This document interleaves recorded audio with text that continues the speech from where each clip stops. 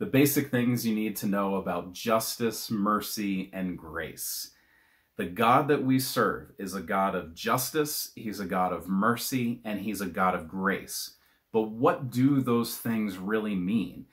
What does it mean that God is just? What does it mean that God is merciful? What does it mean that God is a God of grace? And how do we reflect those aspects of the character of God in our lives and our relationships today?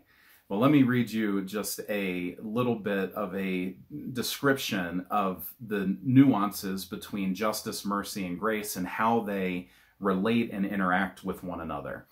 Justice is about doing the right thing, about being fair and impartial. That's who God is. That's what God does. He's a God of justice. He does the right thing. He's fair, and he doesn't show favoritism.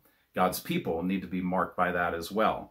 It's about following the law, not cheating people, and it's about paying the penalty for one's transgressions, etc. Mercy is going beyond the law without breaking it. Mercy is about the loving thing, forgiving a debt, or helping a neighbor.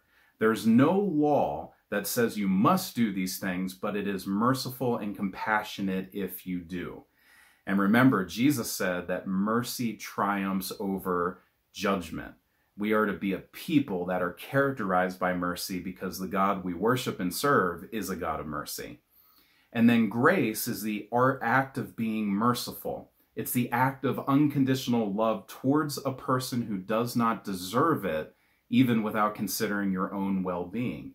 So grace at its purest form is when the person receiving mercy is unable to repay and not worthy of the mercy that's being extended. And isn't that what God has done for us? He's not only been merciful in not giving us what we deserve, but he has shown grace to us in giving us what we don't deserve in a positive sense. So justice, mercy, and grace. What do those words mean? What do they tell us about the nature and character of God?